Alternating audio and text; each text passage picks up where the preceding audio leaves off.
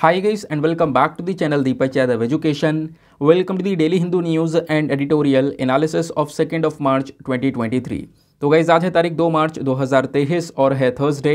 देखेंगे आज के द हिंदू कंप्लीट न्यूज़पेपर को एनालाइज करेंगे। बट लेक्चर में आगे बढ़ने से पहले अगर आप लोगों को इस लेक्चर का पीडीएफ चाहिए तो क्या करना है, सबसे पहले डाउनलोड करना है टेलीग्राम, देन उसके बाद जाके सर्च बॉक्स में टाइप करना Deepak Yadav education UPSC. As you can see guys आप लोगों को ये वाला चैनल मिल जाएगा, इस पर क्लिक करना और जाकर इस चैनल को ज्वाइन कर लेना। ज्वाइन करने से फ़ायदा क्या होगा, यहाँ पर डेली बेसिस पर लेक्चर का पीडीएफ मिल जाता है, डेली करंट अफेयर के वीडियो का पीडीएफ मिल जाता है और डेली बेसिस पर बहुत सारे डिजिटल नोट्स मिल जाते हैं। नाउ बढ़ते हैं आगे बढ़ने से पहले हमेशा की तरह हम लोग अपने लेक्चर को एक मैप के क्वेश्चन के साथ स्टार्ट करेंगे। तो आज आप सभी लोगों को मैप में जाकर देखना है येलो रिवर को, काफ़ी ज़्यादा चर्चा में है, इसको अच्छे से मैप में देखना। देन उसके बाद आकर नीचे कमेंट सेक्शन में टाइप करना, जिससे कि आप लोग इसको लंबे समय तक याद रख पाओगे। साथ ही साथ एक क्वेश्चन सॉल्व करेंगे जो कि यूपीएससी प्रीवियस ईयर साल 2022 के प्रीलिम्स में पूछा गया था। डेली बेसिस पर हम लोग यहाँ पर एक प्रीवियस ईयर क्वेश्चन को भी सॉल्व करते हैं। क्वेश्चन क्या बोलता है, देखो क्वेश्चन बहुत सिंपल सा है, हमने कई बार अपने वीडियोज़ में इसके बारे में डिस्कशन किया हुआ है। तो सवाल के अंदर में नीचे आपको ऑप्शन में 4 अलग अलग झील के नाम दिए गए हैं। तो इन लेक्स में से कौन सी एक ऐसी लेक है जो कि वेस्ट अफ्रीका से बिलोंग करती है, लेकिन वो अब सूख चुकी है और सूखने के बाद में रेगिस्तान में बदल चुकी है। नीचे ऑप्शन दिए गए हैं, option number A lake Victoria, option number B lake Faguibine, option number C lake Oguta या फिर ऑप्शन नंबर डी लेक वोल्टा।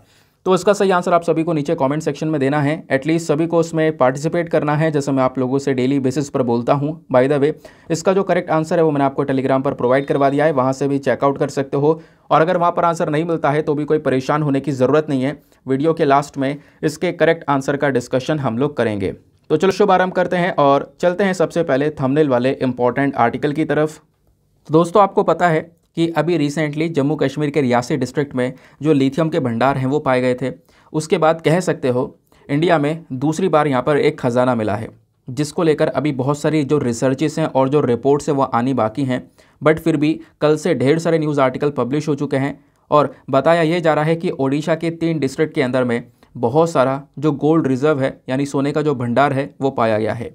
जैसा आप देख पाओगे यहाँ पे कुछ आर्टिकल्स पब्लिश हुए हैं। Jackpot, geological survey of India finds gold deposits in Odisha.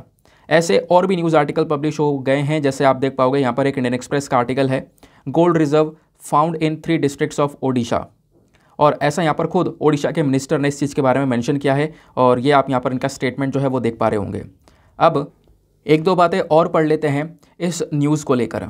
देखो मैंने आपको बताया जम्मू एंड कश्मीर में रिसेंटली यहाँ पर लिथियम रिजर्व पाया गया था, उसके बाद में ओडिशा के 3 जिलों में ये गोल्ड रिजर्व देखने को मिला है। और वो जो 3 जिले हैं ना वो कौन कौन से हैं, तो बताया जा रहा है एक ज़िले का नाम है देवगढ़, दूसरे का नाम है क्योंझर और तीसरे का नाम है मयूरभंज। यहाँ पर गोल्ड रिजर्व्स पाए गए हैं। हालांकि अभी इसको लेकर और भी रिपोर्ट्स आनी बाकी हैं, क्योंकि इन एरियाज़ में पिछले 2 साल से जियोलॉजिकल सर्वे ऑफ इंडिया सर्वे कर रहा है, बहुत सारी जो रिसर्चेस हैं वो कर रहा है, लेकिन अब जाकर पता चला है कि हाँ इन जगह पर सोने का भंडार है। फिलहाल अभी तक यहाँ पर इस चीज़ को लेकर कोई क्लैरिटी आई नहीं है सामने कि इन तीनों ज़िलों में सोना तो मिला है, लेकिन वो कितना मिला है, कितना बड़ा भंडार है या कितने मात्रा में वहाँ पर गोल्ड मौजूद है, इसको लेकर अभी कोई भी जो रिसर्चेस हैं वो नहीं पब्लिश हुई हैं। तो आने वाले समय पर इस टॉपिक को लेकर और भी बहुत सारे न्यूज़ आर्टिकल पब्लिश होने वाले हैं, तो इसके बारे में ज़रूर से छोटा सा आइडिया रखना, आगे जो भी न्यूज़ आर्टिकल आएगा उसके साथ में आप अच्छे से कनेक्ट कर पाओगे। दिन आते हैं अपने न्यूज़पेपर के फ्रंट पेज के ऊपर में। देखो आज का जो डिस्कशन है थोड़ा सा लंबा चलेगा, वीडियो लेट हो चुका है, मैं माफ़ी चाहता हूँ। देखो यार वीडियो लेट हो ही जाता है क्योंकि 6 बजे जब न्यूज़पेपर आता है ना तो उसको पढ़ने में समय लगता है, और मेरी कोशिश यही है कि मैं इस द हिंदू न्यूज़पेपर को पूरी तरह से कवर करवा दूँ। और केवल कवर करवाना ही मेरा काम नहीं है, मेरा काम ये भी है कि मैं आपको हर एक आर्टिकल के रिगार्डिंग जो काम की चीज़ है वो प्रोवाइड करवाऊँ। इस वजह से वीडियो लेट हो जा रहा है, 10 भी बज जा रहे हैं, कभी 10-15 हो जा रहे हैं, 10:30 भी हो जा रहे हैं, कभी 9 बजे भी अपलोड हो जा रहा है। तो ये टाइम आगे पीछे चल रहा है, क्योंकि कभी आर्टिकल्स में थोड़ा सा ज़्यादा आपको एनालिसिस की रिक्वायरमेंट होती है, कभी आर्टिकल सिंपल से होते हैं, ऊपर से पढ़ के निकाल दिए जाते हैं। ठीक है, तो आज का भी जो एनालिसिस है काफ़ी डिटेल में होने वाला है, बहुत सारे रेलिवेंट आर्टिकल्स हैं जहाँ पर आपको एक बैकग्राउंड इन्फॉर्मेशन की आवश्यकता है, वो सब कुछ मैं आपको यहाँ पे प्रोवाइड करवाऊँगा। भले ही यहाँ पे वीडियो लेट आ रहा है, लेकिन आपके लिए बहुत काम का है, आपको कहीं पर भी इधर उधर टाइम वेस्ट करने की ज़रूरत नहीं है। इस चीज़ को सर्च करने के लिए या उस चीज़ को सर्च करने के लिए सभी चीज़ एक जगह पर मिल जाती है। बाकी मॉर्निंग में आपका इंडियन एक्सप्रेस का वीडियो अपलोड हो ही चुका है, आप उसको जाकर विजिट कर सकते हो, उस वीडियो को एक बार देख सकते हो। जब तक आपका मॉर्निंग का समय है आप उस वीडियो को अच्छे से देखो, उस पीपीटी को रिवाइज़ करो, तब तक आपका वो वाला जो एनालिसिस है वो कंप्लीट हो जाएगा। ठीक है, क्योंकि दोनों वीडियोस अगर आप कवर करके चल रहे हो तो मेरा मानना है कि सारे के सारे करंट अफेयर एक पर्टिकुलर डे के कवर होते चले जा रहे हैं। कोई भी ऐसा इशू नहीं होगा जो कि बचा रह जाएगा, अगर न्यूज़ में है तो वो कवर हो रहा होगा। ठीक है, चलो फिलहाल आर्टिकल पर आते हैं। तो सबसे पहला आर्टिकल आता है यहाँ पर ये वाला, ये थोड़ा सा रेलिवेंट आर्टिकल है। अब ये आर्टिकल रेलिवेंट हमारे कौन से जीएस पेपर के लिए हो सकता है, तो इस आर्टिकल को आप जीएस पेपर नंबर 1 या sorry GS paper number 2 polity से और खासकर जीएस पेपर नंबर 3 इकोनॉमी से आप लिंक कर सकोगे हो। ठीक है, और जीएस पेपर नंबर 2 के अंदर में हमारे जो इंटरनेशनल रिलेशन का सेक्शन है ना, वहाँ से भी हम इसको आराम से लिंक कर पाएंगे। तो बहुत सारी चीज़ें इस आर्टिकल में पढ़ने के लिए। देखो हुआ क्या है, अभी जो G20 कंट्रीज़ है ना, इसका जो प्रेसिडेंसीशिप है वो किसके हाथ में है, वो अभी इंडिया के हाथ में है। तो उसको लेकर चर्चा चलती है, रेगुलर बेसिस पर चल रही है। लेकिन आर्टिकल में बोला यह जा रहा है कि भारत ने G20 कंट्रीज से बोला कि जो भी इकोनॉमिक ऑफेंडर्स हैं इनको जल्द ही भारत में एक्स्ट्रेडाइट कर दिया जाए। एक्स्ट्रेडाइट मतलब डिपोर्ट कर दिया जाए, यानी कि इंडिया में वापस से इन लोगों को भेज दिया जाए। लेकिन सवाल ये उठता है, सर ये इकोनॉमिक ऑफेंडर्स होते क्या हैं? अब इकोनॉमिक ऑफेंडर्स के मैं कुछ नाम लूँगा ना तो आप अपने आप समझ जाओगे। जैसे विजय माल्या, नीरव मोदी, मेहुल चौकसी, ये सब कौन है? इकोनॉमिक ऑफेंडर्स हैं। इन्होंने देश से बहुत सारा पैसा लिया और पैसा लेने के बाद में देश से भाग गए। इनको हम लोग इकोनॉमिक फजिटिव के नाम से भी जानते हैं, यानी कि भगौड़े भी बोला जाता है। ठीक है, तो ये लोग क्या कर चुके हैं, ये अलग अलग देशों में जाकर बैठे हैं। बहुत सारे लोग कैरिबियन कंट्रीज़ में बैठे हुए हैं, उसके बाद में यूके में बैठे हुए हैं, और बहुत सारा पैसा उन्होंने यहाँ पर देश से ले रखा है, करोड़ों रुपए यहाँ पर उठा रखा है। तो इंडिया ने यहाँ पर इन G20 कंट्रीज से बोला कि देखो जो भी इकोनॉमिक ऑफेंडर्स हैं ना, इनको वापस से या फिर कह सकते हो जल्दी से डिपोर्ट कर दिया जाए, जल्दी से यहाँ पर इंडिया वापस से भेज दिया जाए। इसको लेकर भारत पहले भी यहाँ पर इन कंट्री से बोल चुका है ये बातें, क्योंकि यहाँ पर इन देशों में बहुत सारी इस प्रकार की छूट हैं जिसकी चक्कर में ये लोग जाकर वहाँ पर बैठ जाते हैं। अब उसके बाद में आर्टिकल में बताया गया कि जो हमारे यूनियन मिनिस्टर ऑफ स्टेट हैं जितेंद्र सिंह जी, उनका कहना यह है कि जो ये इकोनॉमिक ऑफेंसेस होते हैं ना, ये सबसे बड़ी प्रॉब्लम है किसी भी देश के लिए, स्पेशली तब जब एक ऑफेंडर पैसा लेने के बाद में देश से फरार हो जाता है, भाग जाता है। ठीक है, और फिर आने से मना कर देता है इस कंट्री में। और इसी चीज़ के लिए हमने क्या किया, एक एक्ट को बनाया, यानी ऐसे लोगों से निपटने के लिए एक एक्ट बनाया गया। उस एक्ट का नाम क्या है, इसको ज़रूर ध्यान रखना, उसका नाम है फजिटिव इकोनॉमिक ऑफेंडर्स एक्ट 2018। 2018 का ये एक्ट आपको देखने को मिलेगा। इसमें बोला गया कि मान लो यहाँ पर कोई भी इस प्रकार का फजिटिव है जो भाग चुका है पैसा लेकर, उसको पनिशमेंट दी जाएगी, उसको यहाँ पे अरेस्ट किया जा सकता है। ठीक है, क्योंकि वो मना कर देता है आने से, तो यहाँ पर उसको टैकल करने के लिए इस प्रकार का एक्ट हम 2018 में लेकर आए। फिर उसके बाद में हमारे जितेंद्र सिंह जी ने एक बात और बोली है। क्या बोला है कि जो एक बॉडी है जिसका नाम है एनफोर्समेंट डायरेक्टरेट, आपको पता होगा इस बॉडी का काम क्या है। जो भी फाइनेंस से रिलेटेड प्रॉब्लम्स होती हैं, पैसों से संबंधित जो बड़े बड़े मैटर्स होते हैं, उनको देखने का काम करता है एनफोर्समेंट डायरेक्टरेट। नहीं पता है तो आगे मैं अभी आपको और डिटेल से पढ़ाऊंगा, डोंट वरी। इन्होंने बोला कि एनफोर्समेंट डायरेक्टरेट ने पिछले कुछ समय में क्या किया है, ये जितने भी लोग भारत से पैसे लेके भाग चुके हैं दूसरे देशों में, इनकी बहुत सारी जो प्रॉपर्टीज़ वगैरह वो तो इंडिया में थी, बहुत सारे इनके जो एसेट्स है वो इंडिया में थे, उनको जब्त करना हमने स्टार्ट किया। और एनफोर्समेंट डायरेक्टरेट ने इस प्रकार से इन लोगों के लगभग 180 बिलियन डॉलर्स के जो एसेट्स हैं ना, वो अभी पब्लिक सेक्टर बैंक्स को ट्रांसफ़र कर दिए हैं। हमारी बैंक्स को यहाँ पर ये सारे एसेट्स प्रोवाइड करवा दिए हैं, जबकि हमारी बैंक अभी भी काफ़ी सारे लॉस में देखने को मिलेंगी, क्योंकि इन्होंने बैंकों से पैसा उठाया, भाग गए, और वो बैंक काफ़ी ज़्यादा लॉस में है इनके फ्रॉड्स की वजह से। लेकिन उसमें से कह सकते हो अगर डेटा निकाला जाए तो बताया जा रहा है एनफोर्समेंट डायरेक्टरेट ने लगभग 180 बिलियन डॉलर का जो भी एसेट है इन लोगों का, वो इन पब्लिक सेक्टर बैंक को दे दिया है, ट्रांसफ़र कर दिया है। ठीक है, तो वो चीज़ यहाँ पे बताई जा रही है ताकि इन लोगों को बुलाया जा सके, उस वजह से ये जो आर्टिकल है वो कवर किया गया है।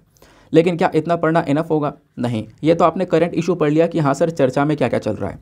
आपको इस एक्ट के बारे में पता होना चाहिए, एक्ट क्या है। उसके बाद में आपको एनफोर्समेंट डायरेक्टरेट के बारे में पता होना चाहिए, बॉडी क्या है, कैसे काम करती है, कैसे हम एक व्यक्ति को इकोनॉमिक फजिटिव डिक्लेयर करते हैं, ये प्रोसेस भी पता होना चाहिए। क्योंकि एग्जामिनेशन में आपसे क्वेश्चन जो है ना, वो इस आर्टिकल से नहीं बनेगा, लेकिन अब जो मैं आपको बताऊंगा बैकग्राउंड डेटा वहाँ से बनेगा। ठीक है, अब इस चीज़ को हम लोग समझते हैं। तो पहले हम लोग 2018 वाला जो ये एक्ट है ना, इसको समझेंगे। इस एक्ट में क्या बोला गया है, इस एक्ट की मांग यहाँ पर यह है कि जितने भी इकोनॉमिक ऑफेंडर्स हैं, जो भी इस प्रकार की हरकत करते हैं, जो देश को छोड़कर जा चुके हैं, उनकी प्रॉपर्टीज़ जो भी देश में हमारे अवेलेबल हैं उनको जब्त कर लेना। ठीक है, ये यहाँ पर इस एक्ट का एक मेन पर्पज़ है। अब यहीं पर ना एक वर्ड और आ जाता है, फ्यूजिटिव इकोनॉमिक ऑफेंडर। यहाँ पे फ्यूजिटिव मतलब भगोड़ा, आप ऐसा कह सकते हो, जो पैसा लेकर भाग गया। नाउ फ्यूजिटिव इकोनॉमिक ऑफेंडर्स कौन होते हैं? देखो, एक ऐसा पर्सन जिसके खिलाफ में एक अरेस्ट वारंट जारी कर दिया गया है। ठीक है, अब बेसिकली वो कहीं ना कहीं अपराधों की लिस्ट में आ चुका है, उसका जो अपराध है, उसका जो ऑफेंस है लगभग 100 करोड़ से ऊपर का हो चुका है। तो कहीं ना कहीं यहाँ पर उसको हम लोग इकोनॉमिक ऑफेंडर्स वाली कैटेगरी में रख सकते हैं, इकोनॉमिक ऑफेंडर उसको डिक्लेयर कर सकते हैं। अब केस कौन सा होना चाहिए? काफ़ी सारे केस हो सकते हैं।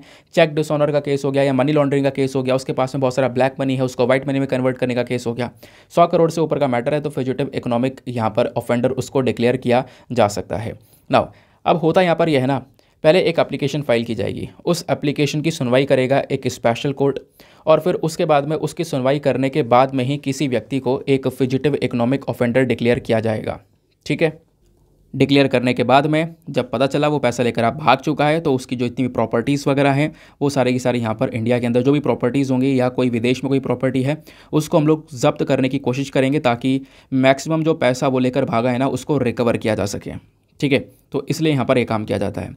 उसके बाद में ये बात ध्यान रखना, जो भी इनकी जो प्रॉपर्टीज़ है जो जब्त कर ली जाती हैं वो सारी प्रॉपर्टीज़ भेजी जाएंगी सेंट्रल गवर्नमेंट के पास में, और सेंट्रल गवर्नमेंट यहाँ पर एक एडमिनिस्ट्रेटर को अपॉइंट करेगा, और वो एडमिनिस्ट्रेटर क्या करेगा, इन सारी प्रॉपर्टीज़ को मैनेज करने का काम करेगा, जहाँ जहाँ पर देनी है, जहाँ जहाँ पर पैसा चुकाना है, उस प्रकार से यहाँ पर उसको हैंडल करने का काम करेगा। फिर उसके बाद में बात आती है कि अगर वो इकोनॉमिक ऑफेंडर जो है, जो भाग चुका है, वो अपने आप को डिफेंड करने की कोशिश करता है, तो वो चीज़ें प्रोहिबिट की गई हैं, उसको यहाँ पर किसी भी प्रकार से नहीं बचाया जा सकता। क्योंकि कभी कभी ऐसा होता है कि मान लो उसने बहुत सारा पैसा एक पर्टिकुलर कंपनी में लगा रखा है, बहुत सारा पैसा लगाया उस कंपनी के अंदर, वो एक सबसे बड़ा मेजॉरिटी स्टेक होल्डर है, तो वो कंपनी भी यहाँ पे उसके सपोर्ट में आ सकती है, कंपनी यहाँ पर उसको डिफेंड करने के लिए आ सकती है। तो वो सारे के जो डिफेंड वगैरह है ना, वो सब की सुनवाई नहीं की जाएगी, वो सब प्रोहिबिटेड है, पूरी तरह से रोक लगा दी गई है, ऐसा यहाँ पर मेंशन किया गया है। ठीक है, प्लस यहाँ पर बोला गया है कि जो कुछ अथॉरिटीज़ है हमारे पास में, कुछ ऐसी बॉडीज़ है ना जिसको हमने बनाया है, किस चीज़ के regarding? Prevention of money laundering act 2002 के अकॉर्डिंग। अब ये prevention of money laundering act 2002 क्या है? देखो, नाम से पता चल रहा है, जो मनी लॉन्ड्रिंग है ना उसको रोकने का काम करता है ये एक्ट। मनी लॉन्ड्रिंग क्या होता है मैं आपको बता ही चुका हूँ, ब्लैक मनी को वाइट मनी में कन्वर्ट करना, वही प्रोसेस मनी लॉन्ड्रिंग कहलाता है। तो इसके अंडर में, इस एक्ट के अंदर में हमने कुछ अथॉरिटीज़ को बनाया है, और उन्हीं अथॉरिटीज़ को पावर दे रखी है कि वो क्या कर सकें, वो इन इकोनॉमिक ऑफेंडर्स की सर्च कर सके, है ना। इनका जो प्रेमिसेस है, जो भी घर है, वहाँ पर एक तरीके से सर्चिंग की जा सके, वहाँ पे जाकर चीज़ों को ढूंढा जा सके। तो ये सारी जो पावर्स इन अथॉरिटीज़ के पास में आ जाती हैं, और ये पीएमएलए के साथ साथ जो हमारे पास में एक्ट है, फ्यूजिटिव इकोनॉमिक ऑफेंडर्स एक्ट, इसके तहत भी काफ़ी सारी जो पावर्स हैं इन अथॉरिटीज़ को दी जाती है। ठीक है, तो आपको इतने बात समझ में आ गई। अब पढ़ना क्या है, अब यहाँ पर दो चीज़ें और हैं। Prevention of money laundering act की काफ़ी चर्चा की गई है, और जो दूसरा है हमारा एनफोर्समेंट डायरेक्टरेट, उसकी चर्चा की गई है। तो prevention of money laundering act मैं आपको बता ही चुका हूँ, मनी लॉन्ड्रिंग जैसी चीज़ों को रोकना। अब मनी लॉन्ड्रिंग क्या है कि देखो, एक गलत तरीके से कमाया हुआ पैसा, क्राइम करके कमाया हुआ पैसा, आपने ड्रग्स की तस्करी कर दी, चोरी कर ली है, या फिर कोई ऐसा और क्राइम करके पैसा कमाया है ना, और वो पैसे को आप वाइट मनी में कन्वर्ट कर रहे हो, तो वही प्रोसेस कहलाता है मनी लॉन्ड्रिंग का। इवन यहाँ पर इंटरनेशनल मॉनेटरी फंड के अकॉर्डिंग बात करें, दुनिया भर में मनी लॉन्ड्रिंग काफ़ी ज़्यादा होती है। दुनिया भर की जितनी भी जीडीपी है, ग्रॉस डोमेस्टिक प्रोडक्ट है, उसमें 2 to 5% मनी लॉन्ड्रिंग देखने को मिल रही है, ऐसा यहाँ पर मेंशन किया गया। अब इसी मनी लॉन्ड्रिंग को टैकल करने के लिए हमने क्या बनाया, एक कानून बनाया जिसका नाम है prevention of money laundering act. ठीक है, इस एक्ट के अपने आप में ही कुछ इंपॉर्टेंट फीचर्स हैं, जैसे अगर कोई व्यक्ति मनी लॉन्ड्रिंग करता पाया गया तो उसको पनिशमेंट दी जा सकती है, मिनिमम 3 साल की, मैक्सिमम 7 साल की, और फाइन भी उसके ऊपर चार्ज किया जा सकता है। और इस प्रकार के जो क्राइम है ना, इसमें अगर यहाँ पे कोई केस ड्रग्स वाला भी आ जाता है, यानी कि ये जो क्राइम है इसमें अगर यहाँ पर ये एक्ट भी आ जाएगा, narcotic drug psychotropic substances act, तो उसका पनिशमेंट बढ़ जाएगा। मनी लॉन्ड्रिंग वो कर ही रहा है, लेकिन ड्रग्स का ही मैटर है, और इस एक्ट के अंदर में भी वो अगर फंसता है तो उसकी सज़ा बढ़ा दी जाएगी, 10 साल कर दी जाएगी सज़ा, और सज़ा बढ़ाने के साथ साथ उसके ऊपर फाइन भी चार्ज किया जाएगा। ठीक है, बाकी यहाँ पर मान लो ये जो prevention of money laundering act है, ठीक है, ये कानून है, हम समझ गए, इसके अंडर में हमने सारे प्रोविजंस मिले हुए हैं, वो हम समझ गए। लेकिन मान लो फिर भी यहाँ पर किसी ने अगर ये हरकत की है, मनी लॉन्ड्रिंग की है, तो उसको देखेगा कौन? मतलब इस एक्ट को लागू करने की पावर किसके पास में है? वो है एनफोर्समेंट डायरेक्टरेट के पास में। तो जो सारी जिम्मेदारी है ना वो इसी ईडी के पास में है कि वो इस प्रकार के जो केसेस हैं, इस प्रकार के जो अपराध हैं उसको इन्वेस्टिगेट कर सके इस एक्ट के अंदर में, ठीक है ना। और इसी वजह से ईडी के अंदर में एक छोटा सा और यूनिट बना रखा है हमने, जिसको हम लोग बोलते हैं फाइनेंशियल इंटेलिजेंस यूनिट, ठीक है ना। ये भी यहाँ पर एक नेशनल एजेंसी है जिसका काम क्या है, जिसका काम है इस प्रकार के जो हमें जो शक है फाइनेंशियल ट्रांजैक्शंस के अंदर में, जिसके ऊपर शक हो रहा है कि हाँ ये कोई गलत काम कर रहा है, तो कहीं ना कहीं उसको अच्छे से एनालाइज करना है ना, उसके खिलाफ एक्शन लेना, तो वो सारा काम यहाँ पर फाइनेंशियल इंटेलिजेंस यूनिट भी करता है। ये एक अलग बॉडी है, FIUIND, ठीक है। बाकी एनफोर्समेंट डायरेक्टरेट भी यहाँ पर आ जाता है ये काम करने के लिए, ध्यान रखना। फिर बात आती है एनफोर्समेंट डायरेक्टरेट की, ईडी की। ये भी आपका पॉलिटी का ही टॉपिक है। आपका जो लक्ष्मीकांत की बुक है ना उसमें पूरा चैप्टर दे रखा है ईडी के बारे में। तो जब हम बात करते हैं एनफोर्समेंट डायरेक्टरेट की, तो ये कहीं ना कहीं एक स्पेशल बॉडी है जिसका काम क्या है, इन्वेस्टिगेशन करना। ये कौन सी मिनिस्ट्री के अंदर में आती है, ध्यान रखना, बहुत इंपॉर्टेंट है। ये मिनिस्ट्री ऑफ फाइनेंस के अंदर में, मिनिस्ट्री ऑफ फाइनेंस के अंदर में भी एक डिपार्टमेंट है जिसका नाम है डिपार्टमेंट ऑफ रेवेन्यू। इसके अंडर में यहाँ पर ये एनफोर्समेंट डायरेक्टरेट आता है। देखो ये बात है 1 मई 1956 की। इसमें उस समय क्या हुआ था, हमने एनफोर्समेंट यूनिट को बनाया था, लेकिन एनफोर्समेंट यूनिट को बनाने के बाद में उसके अगले ही साल 1957 के अंदर में हमने क्या कर दिया, उसका नाम बदल दिया। क्योंकि पहले ये एनफोर्समेंट यूनिट के नाम से जाना जाया करता था, 1957 में इसका नाम बदल के हमने एनफोर्समेंट डायरेक्टरेट कर दिया, ठीक है। अब ये एनफोर्समेंट डायरेक्टरेट ना 2 लॉज को लागू करने का काम करता है, 2 बड़े बड़े कानून को लागू करने का काम करता है। एक तो आप समझ गए prevention of money laundering, money laundering का कोई केस है तो वो भी यहाँ पर एनफोर्समेंट डायरेक्टरेट ही देखेगा। और मान लो कोई केस आ जाता है फेमा के अंडर में, that is foreign exchange management act, है ना। फॉरेन एक्सचेंज में कोई यहाँ पर इश्यूज़ आ रहे हैं, घोटाला हो रहा है, तो वो केसेस यहाँ पर इस एक्ट के तहत देखे जाते हैं। लेकिन देखेगा कौन, वो यहाँ पर एनफोर्समेंट डायरेक्टरेट देखेगा, ठीक है। तो ये था हमारा पूरा का पूरा overall data. I hope guys आपको यहाँ पर जो क्लैरिटी है वो मिल चुकी है कि इकोनॉमिक फजिटिव्स क्या होते हैं, ये जो मैटर है, प्लस यहाँ पे कौन इन केसेस को हैंडल करेगा, ईडी क्या होता है, प्लस PMLA एक्ट क्या है, वो सारी चीज़ें जो भी इस आर्टिकल में थी वो सब कुछ हमने निचोड़ कर पढ़ ली हैं। तो इसी प्रकार से आपको बैकग्राउंड डेटा भी कवर करना होता है। नेक्स्ट आर्टिकल पर आते हैं। अगले आर्टिकल में कोई ज़्यादा इन्फॉर्मेशन नहीं है, ये देखो हर महीने डेटा आता रहता है, इसको पढ़ने की ज़रूरत नहीं है, बस खाली एक बार नज़र मारो और आगे बढ़ जाओ। देखो अभी क्या हुआ, फरवरी का महीना ख़त्म हुआ, हम लोग आ गए मार्च में। तो फरवरी के महीने में पूरा फरवरी में कितना GST कलेक्शन हुआ है सरकार के पास में, कितना टैक्स आया है, उस कलेक्शन का डेटा आया है। तो क्या ये हर महीने आता है? हाँ बिल्कुल हर महीने आता है। क्या याद रखना है? बिल्कुल नहीं याद रखना है, ठीक है। आप इसको याद मत रखना बिल्कुल भी, क्योंकि हर महीने चेंज होता रहता है। तो बताया ये गया फरवरी के महीने में जो GST कलेक्शन है वो 1.49 लाख करोड़ को क्रॉस कर चुका है, जो कि अपने आप में एक रिकॉर्ड बना चुका है। इसको अगर हम पिछले साल 2022 के फरवरी के महीने से कंपैरिजन करें तो काफ़ी बढ़ोतरी देखने को मिली है, क्योंकि फरवरी 2022 में ये GST का कलेक्शन 1.33 लाख करोड़ के आसपास का था, बट 2023 में ये कलेक्शन 1.49 लाख करोड़ के आसपास पहुंच गया है, जैसा इस डेटा में बताया गया। और मैंने बोला ये जो जितना भी डेटा है, ये जो नंबर्स हैं, उसको ध्यान रखने की ज़रूरत नहीं है ना। आगे बढ़ने से पहले दोस्तों मेक श्योर करना वीडियो पे जो लाइक का बटन है उसको प्रेस कर देना। एक छोटा सा टारगेट है हमारा 5K प्लस लाइक्स का, जिसको आप अचीव करवा सकते हो। साथ ही साथ में मेरे साथ में इंस्टाग्राम पे कनेक्ट कर सकते हो। इंस्टाग्राम पे जाना, सर्च बॉक्स में लिखना दीपक यादव एजुकेशन, आपको ये प्रोफाइल मिलेगा। वहाँ पे 11,000 से ज़्यादा लोग मेरे साथ में जुड़े हुए हैं। आप भी मेरे साथ में पर्सनली जुड़ सकते हो। चलो जी नेक्स्ट आर्टिकल पर आते हैं। अगला आर्टिकल हमारा GS paper number 3 defence and security के पॉइंट ऑफ व्यू से काफ़ी इंपॉर्टेंट होने वाला है। बात क्या की जा रही है? बात की जा रही है कि जो S-400 सिस्टम, जो आपको ये सिस्टम दिख रहा है ना पिक्चर के अंदर में, ये सिस्टम हमने रशिया से परचेज़ किया है। तो जो S-400 के जो यूनिट्स हमने मंगाए हैं, ये पाँचों के पाँचों यूनिट साल 2024 तक हमारे पास में आ जाने वाले हैं, ऐसा यहाँ पर बताया जा रहा है। वैसे इस एग्रीमेंट को हम साल 2018 में ही कर चुके थे। रशिया से हमने इन वाले हथियारों को परचेज़ किया, इस मिसाइल सिस्टम को परचेज़ किया, लेकिन हुआ क्या, बहुत सारे इश्यूज़ बीच में आते चले गए और ये डील अभी तक पूरी नहीं हो पाई। और पिछले साल रशिया यूक्रेन का वॉर हुआ, फिर उसके बाद रशिया के ऊपर ढेर सारे सैंक्शंस लगे, पेमेंट वाला इशू आ गया, रशिया स्विफ्ट से बाहर निकल गया, कोई उसको पेमेंट नहीं कर सकता, रशिया डॉलर का यूज़ नहीं कर सकता, ऐसे ढेर सारे इश्यूज़ रास्ते में आते चले गए। बीच में काटसा आ गया, है ना। काटसा के बारे में आपको पता होगा क्या है, अभी मैं आपको बताऊँगा काटसा क्या है एग्जैक्टली। तो ये सारे इश्यूज़ आते चले गए, जिसके चक्कर में ये जो डील है ना, ये हो तो गई थी, लेकिन अभी तक हम ये हथियार को रिसीव नहीं कर पाए थे। तो बोला ये जा रहा है कि अब जो ये पाँचों के पाँचों यूनिट हैं S-400 के, ये साल 2024 तक इंडिया में डिलीवर हो जाएंगे। भारत यहाँ पर इसका यूज़ करने वाला है। तो ये जो सिस्टम आपको दिख रहा है ना, इसकी अपने आप में कुछ खास बात है। पहले मैं आपको वो खास बात समझाता हूँ, ये भारत के लिए क्यों इंपॉर्टेंट है, भारत क्यों यहाँ पे रशिया से परचेज कर रहा है, इसको समझते हैं, फिर आगे की कहानी को कवर करेंगे। तो इस वाले पिक्चर को देखो, जो S-400 सिस्टम है वो कुछ इस प्रकार से नज़र आता है जैसा आपको यहाँ पर दिख रहा है। अच्छा, ये करेगा क्या? तो इसमें ये जो पीछे ये लगा हुआ है ये क्या करेगा, क्या ये मिसाइल को छोड़ने का काम करेगा। अच्छा, तो मिसाइल को छोड़ने का काम करेगा तो मतलब इसका ओवरऑल यूज़ क्या है? क्या दुश्मन देश पर जो ये मिसाइल उसको दागने का काम करेगा? देखो ऐसा नहीं है। अब होता यहाँ पर यह है कि सपोज़ इधर ये पाकिस्तान है जैसा आप देख पा रहे होंगे, और इधर यहाँ पर इंडिया है। सपोज़ यहाँ पे पाकिस्तान है और इधर यहाँ पर ये इंडिया है।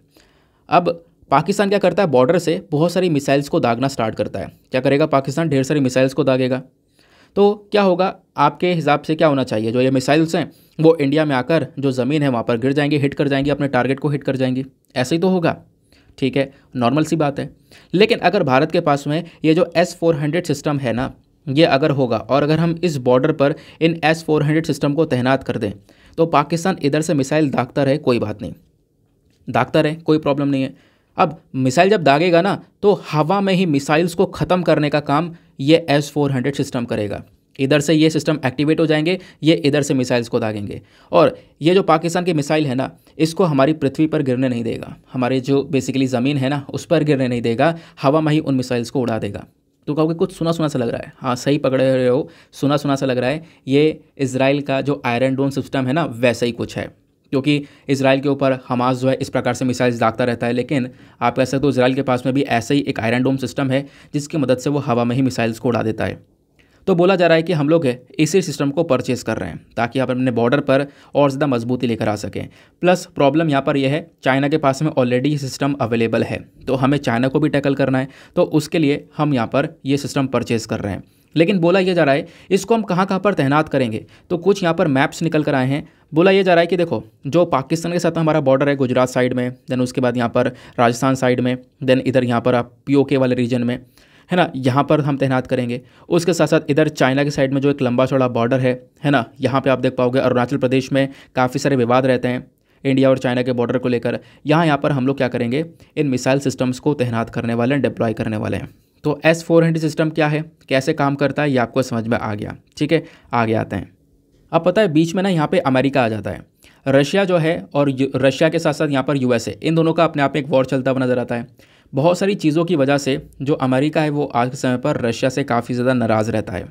और अमेरिका ने यहाँ पर यानी USA ने एक बात ये बोल दी है कि अगर कोई भी देश, ध्यान से सुनना, कोई भी देश रशिया से हथियारों को परचेज़ करता है, खासकर S-400 सिस्टम या कोई भी वेपन्स को परचेज़ करता है ना, तो उसके ऊपर अमेरिका क्या करेगा, काटसा के सैंक्शंस लगा देगा।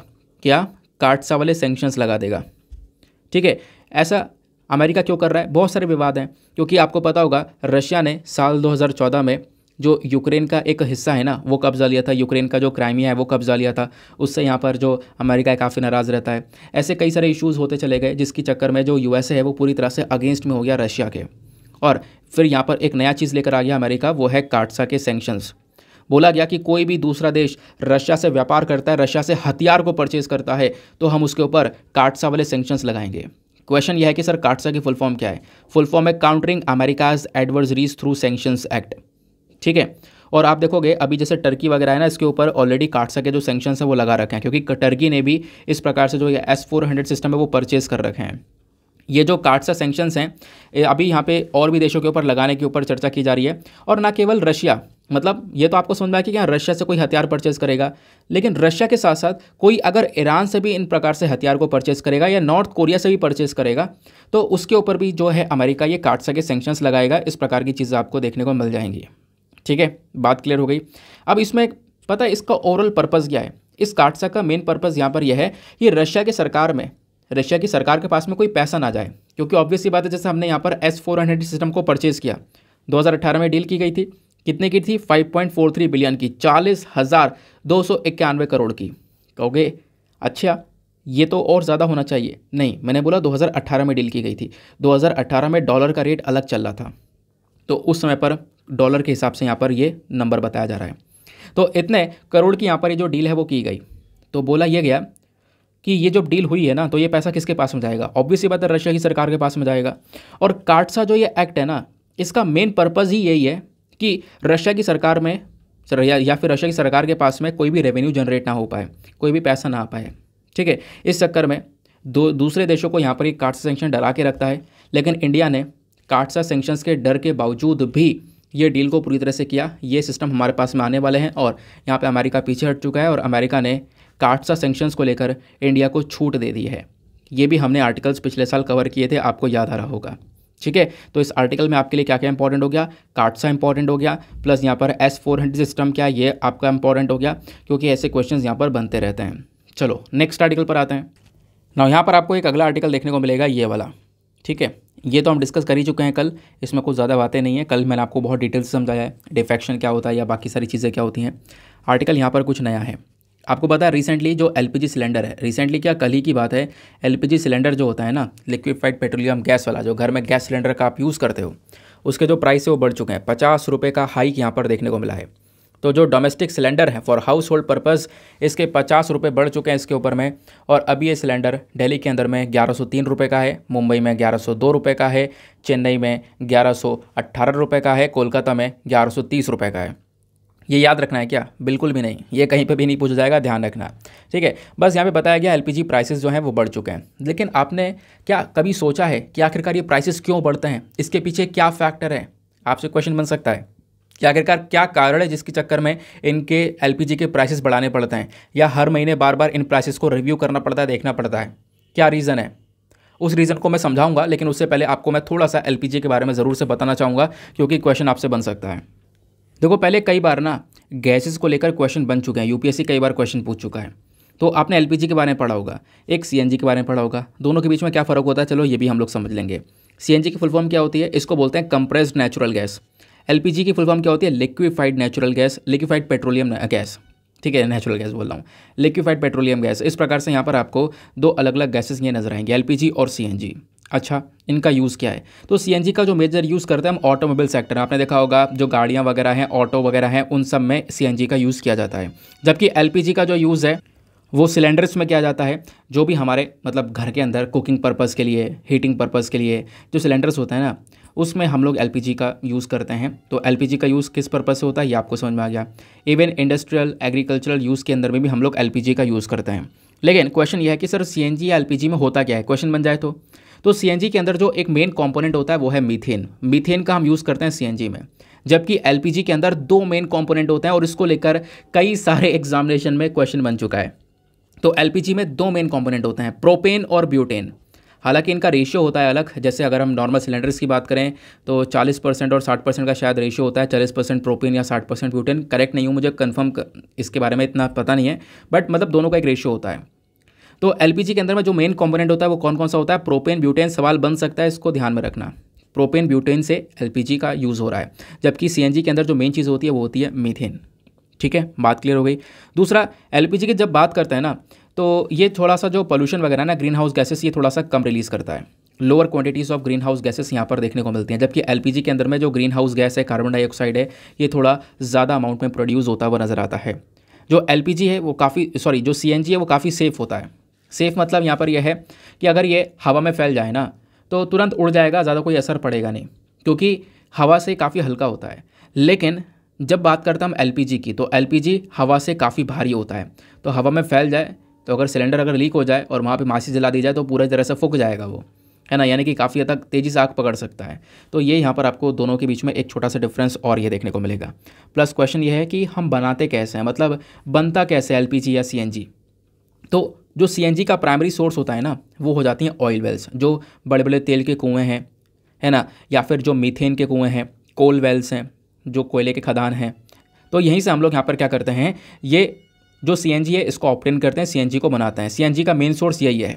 बाकी LPG का जो मेन सोर्स है वो क्या है? तो LPG का जो मेन सोर्स है ना, वो है नेचुरल गैस को रिजर्वायर से एक्सट्रैक्ट करना, हमारी नेचुरल गैस को निकालना, है ना। इसी प्रोसेस के माध्यम से जो हमारा LPG है वो यहाँ पर मिल जाता है हम लोगों को। तो ये बेसिकली आपको LPG और CNG के बीच का एक छोटा सा डिफरेंस देखने को मिलेगा। तो इस आर्टिकल का पार्ट A तो कवर हो गया। अब पार्ट B पर आते हैं। पार्ट B पर आते हैं कि आखिरकार जो LPG के प्राइसेस हैं वो इंडिया के अंदर कैसे मैटर करते हैं, कैसे यहाँ पर जो प्राइसेस है वो ऊपर नीचे होते रहते हैं, इसके पीछे का रीज़न क्या है वो समझते हैं। सिर्फ एक पैरा की बात है, 6-7 लाइनों की बात है, ये आपको समझ में आ जाएगा। तो जो हमारे डोमेस्टिक प्राइस होता है ना लिक्विफाइड पेट्रोलियम गैस के, इन सिलेंडर्स के, एलपीजी गैस के जो यहाँ पर प्राइसेस होते हैं, ये एक फार्मूला के ऊपर बेस्ड होता है। वो फार्मूला क्या है, ध्यान रखना इंपॉर्टेंट है, आईपीपी। इस फार्मूला का बोलता है इंपोर्ट पैरिटी प्राइस। तो इंपोर्ट पैरिटी प्राइस वाले फार्मूला के ऊपर ही ये पूरा का पूरा मामला डिपेंडेंट होता है। यानी कि आप कह सकते हो कि ये जो प्राइस है ना, ये कहने के इंटरनेशनल एलपीजी प्राइस भी आप कह सकते हैं इसको। यानी कि जो हमारे देश में एलपीजी के प्राइसेस हैं वो इंटरनेशनल लेवल पर एलपीजी के क्या प्राइसेस चल रहे हैं उस चीज़ के ऊपर डिपेंड करता है। जैसे कच्चे तेल का एग्जांपल ले लेते हैं, सिंपल सी बात है, अगर इंटरनेशनल मार्केट में कच्चे तेल के दाम बढ़ जाते हैं, क्योंकि वही कच्चा तेल हम अपने देश में मंगाते हैं, उसको रिफाइन करने के बाद हम पेट्रोल बनाते हैं, तो कच्चे तेल के दाम इंटरनेशनल लेवल पर बढ़ जाएंगे तो इंडिया के अंदर भी जो पेट्रोल वगैरह उसके दाम बढ़ते हुए नजर आएंगे। सिंपल सी बात है, क्योंकि कच्चा तेल हम लोग वहाँ से महंगा परचेज करके लाएंगे तो पैसा बढ़ाना पड़ेगा यहाँ पे। वैसे यहाँ पर एलपीजी के अंदर में भी है, जो इंटरनेशनल एलपीजी प्राइसेस हैं वो अगर बढ़ते हैं या जैसा उसके ऊपर चेंजेस होते हैं वैसे ही असर आपको इंडिया में भी देखने को मिलेगा। और इवन एलपीजी के मामले में एक बहुत बड़ा कंपनी देखने को मिलेगी, सऊदी अरामकोस। सऊदी अरामकोस के अगर, क्योंकि जैसा होता नहीं है, एक बहुत बड़ी कंपनी है, अगर जैसे मान लो अभी हमने देखा, मतलब एक एग्जाम्पल ले लेते हैं, स्टॉक मार्केट का एग्जाम्पल ले लेते हैं, वहाँ पे एक बहुत बड़ी कंपनी है, ठीक है, बहुत बड़ी company, Ambani company, Reliance company या कोई और दूसरी कंपनी है, अगर उसके शेयर बहुत तेज़ी से गिरने लगे, बहुत तेज़ी से बहुत डाउन पहुँच जाएँ तो इससे क्या होगा, पूरे मार्केट के ऊपर असर पड़ेगा। ऐसे यहाँ पर एलपीजी के मामले में एक कंपनी है सऊदी अरामकोस एलपीजी। तो सऊदी अरामकोस का जो एलपीजी प्राइस है अगर ये ऊपर नीचे होता है ना तो इसका असर पूरे मार्केट पर पड़ता है, आप ऐसा कह सकते हो। तो ये भी चीज़ मैटर करती है। तो इसके प्राइसेस अगर ऊपर नीचे होते हैं तो वही असर यहाँ पर इंडिया में देखने को मिलेगा एलपीजी के प्राइसेस को लेकर। दूसरा इंपोर्ट पैरिटी प्राइस तो है ही मामला, ये मैंने आपको बता दिया। उसके अलावा इसमें और ही बहुत सारी चीज़ हो जाती हैं, जैसे एलपीजी को हमने जैसे मंगाया तो शिपिंग का जो चार्ज है ना, इधर से उधर करने का कॉस्ट है, कस्टम ड्यूटी हो गई, पोर्ट पर रखने का जो ड्यूटीज़ हो गई, है ना, तो ये सारी चीज़ें भी यहाँ पर इसमें इंक्लूड की जाती हैं। तो इन चार्जेस में भी अगर ऊपर नीचे होगा तो कहीं ना कहीं एलपीजी के जो प्राइसेस हैं उसके ऊपर एक बहुत बड़ा चेंज नज़र आएगा। उसके बाद बात आती है डॉलर की, ठीक है ना, तो यहाँ पर डॉलर भी मैटर करता है। यहाँ पर बोला गया जो सरकार है ना वो एलपीजी के प्राइसेस हर महीने रीसेट करती है। ये जो डिसीजन है, क्योंकि ये डिसीजन इंटरनेशनल प्राइसेस के बेसिस पर लिया जाता है, जैसे अंतर्राष्ट्रीय लेवल पर दाम चल रहे होंगे उसके हिसाब से ये यहाँ पे भी लिया जाएगा। और खासकर इन चीज़ों के ऊपर भी देखा जाता है कि डॉलर के हिसाब से, डॉलर के कंपैरिजन में भारत की जो रुपी है ना वो कैसी बिहेव कर रही है। डॉलर के कंपैरिजन में अगर इंडियन रुपी जो है वो कमज़ोर होती चली जा रही है तो कहीं ना कहीं उसका एक नेगेटिव इंपैक्ट देखने को मिलेगा। अगर डॉलर के कंपैरिजन में इंडियन रुपी स्ट्रांग होता जा रहा है तो उसका एक पॉजिटिव इंपैक्ट देखने को मिलेगा। तो डॉलर के कंपैरिजन में रुपी कैसा यहाँ पे परफॉर्म कर रहा है वो चीज़ भी मैटर करती है इन एलपीजी के प्राइसेस को सेटल करने में, ठीक है। तो ये चीज़ यहाँ पे ध्यान में रखना, ये आपका एग्जाम के लिए थोड़ा रेलिवेंट पॉइंट हो जाता है। नेक्स्ट आर्टिकल पर आते हैं। अगला आर्टिकल हमारा बात करता है यहाँ पर ये वाला। तो एक थिंक टैंक कंपनी है या फिर कह सकते हो बॉडी है जिसका नाम है CPR। अब ये CPR क्या है? CPR का मतलब है सेंटर फॉर पॉलिसी रिसर्च। ये जो बॉडी है ना इसका जो FCRA लाइसेंस है वो अभी यहाँ पर कैंसिल कर दिया गया है। तो हमारी सरकारी ऑफिशियल्स ने बोला जो फॉरेन कंट्रीब्यूशन रेगुलेशन एक्ट है, ठीक है ना, इसके तहत जो इस बॉडी का CPR का रजिस्ट्रेशन हुआ था, एक पब्लिक पॉलिसी रिसर्च इंस्टीट्यूशन है जिसको हम लोग सेंटर फॉर पॉलिसी रिसर्च बोलते हैं। तो ये जो बॉडी है ना इसका लाइसेंस कैंसिल कर दिया गया, सस्पेंड कर दिया गया है। 27 फरवरी को ये काम किया गया। क्यों? क्योंकि ये देखने को मिला कि ये जो बॉडी है ये कहीं ना कहीं हमारे FCRA के जो भी कानून हैं, जो भी रेगुलेशंस हैं या रूल्स हैं उनका उल्लंघन करते हुए नज़र आ रही है। इस वजह से यहाँ पर इस बॉडी का जो लाइसेंस है वो यहाँ पर अभी सस्पेंड किया गया है। तो इसको लेकर काफ़ी सारा चर्चा हो रही है कि जो CPR ऑफिस है इसके ऊपर सर्वे किया गया इनकम टैक्स डिपार्टमेंट के थ्रू 7 सितंबर 2022 में। तब से ये मैटर चलता हुआ नज़र आ रहा है। नाउ फाइनली 27 फरवरी को इसका FCRA वाला लाइसेंस ही कैंसिल कर दिया गया, सस्पेंड कर दिया गया।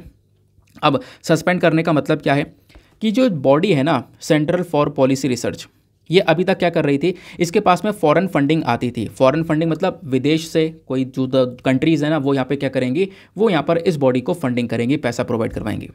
लेकिन ऐसा तो बहुत सारे NGOs वगैरह भी होते हैं इंडिया में, नॉन गवर्नमेंटल ऑर्गेनाइजेशंस, तो वो सब भी यहाँ पे विदेशी फंडिंग को रिसीव करती हैं, सही बात है। लेकिन आपको पता होना चाहिए जो विदेशी फंडिंग आती है ना इन बॉडीज़ के पास में, उस फंडिंग को रेगुलेट किया जाता है। उस फंडिंग को देखने के लिए हमारे पास में प्रॉपर रूल्स एंड रेगुलेशन है जिसका नाम है फॉरेन कंट्रीब्यूशन रेगुलेशन एक्ट। तो इसका काम क्या है, बाहर से जो पैसा आ रहा है उसकी सही से तहकीकात करना, उसको देखना उसका यूज़ कैसा हो रहा है। क्योंकि पहले अगर हम देखें तो पहले बाहर से जो पैसा आता था उसका उपयोग बहुत गलत तरीके से इंडिया की सिक्योरिटी को खतरे में डालने के लिए किया गया है। तो उसको हैंडल करने के लिए ये रूल्स एंड रेगुलेशंस को लेकर आया गया। तो जब सर्वे किया गया ना इस बॉडी का, तो पता ये चला जो ये बाहर से फंडिंग आ रही है इस बॉडी के पास में, चलो ले तो सकते हैं, लेकिन जब बाहर से फंडिंग आ रही है ना तो उसका ये गलत इस्तेमाल कर रहे हैं, क्योंकि FCRA के बहुत सारे जो प्रोविजंस हैं वो यहाँ पर ये वॉयलेट करते हुए नजर आ रही है, बॉडी कहीं ना कहीं उसका उल्लंघन करते हुए नजर आ रही है। तो इस वजह से मिनिस्ट्री ने क्लियरेंस करते हुए बोला है कि हम आपका लाइसेंस ही कैंसिल कर रहे हैं। और लाइसेंस कैंसिल करने का मतलब पता है क्या हो गया?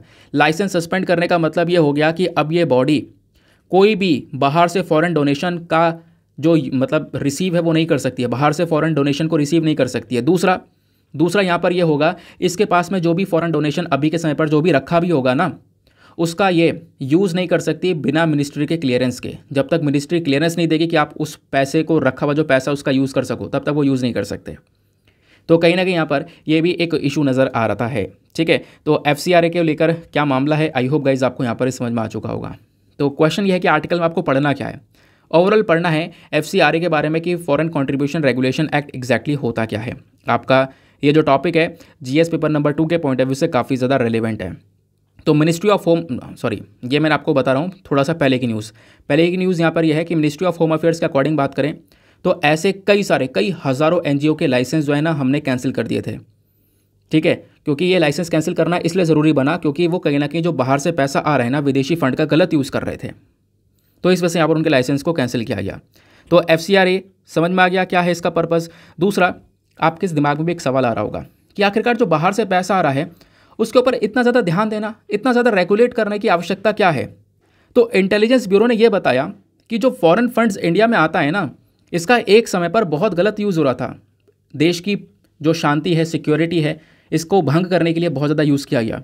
तो कहीं ना कहीं मतलब अब भंग करने के लिए कैसे यूज़ किया गया, मान लो कोई नक्सलवाद है ना, नक्सलवाद को बढ़ावा देने के लिए यहाँ पर वो फंड का यूज़ किया गया।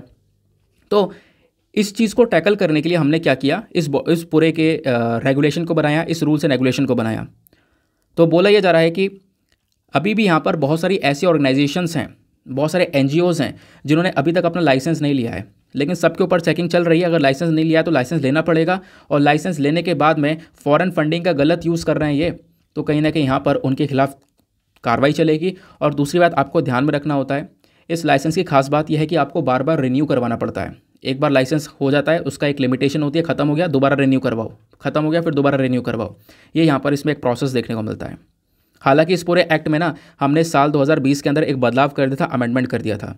अमेंडमेंट में क्या कहा हमने ये बोला कि जितने भी NGOs हैं इंडिया में जितने भी NGOs रजिस्टर्ड हैं, उनको अपना जो एक मेन अकाउंट है ना, वो हमारे जो कैपिटल है दिल्ली के अंदर में जो SBI की मेन ब्रांच है, वहाँ पर एक अकाउंट को खुलवाना पड़ेगा। यानी बाहर से, विदेश से जो भी पैसा ये NGOs रिसीव कर रही हैं वो उसी अपने मेन अकाउंट में करेंगी। जो SBI की जो मेन ब्रांच है दिल्ली में ना, वहाँ पे इन NGOs को अकाउंट खुलवाना होगा। जो भी पैसा बाहर से आएगा उसी अकाउंट में इनको लेना होगा, ताकि सरकार यहाँ पर उसको देख सके कितनी फंडिंग आ रही है, कैसा यूज़ हो रहा है, कहाँ पर यूज़ हो रहा है, इन चीज़ों को रेगुलेट किया जा सके। यानी वो जो फंडिंग है उसका कहीं से कहीं तक इंडिया के अगेंस्ट में यूज़ ना हो सके। ठीक है, तो इसलिए यहाँ पर जो FCRA है उसको लेकर आया गया। आई होप आपको गाइज ये जो पॉइंट है वो क्लियर हो चुका होगा। नाउ ये जो फॉरेन कंट्रीब्यूशन रेगुलेशन एक्ट आपको देखने को मिलता है ना, मैंने आपको बता दिया इसके बारे में कि इसका काम क्या है।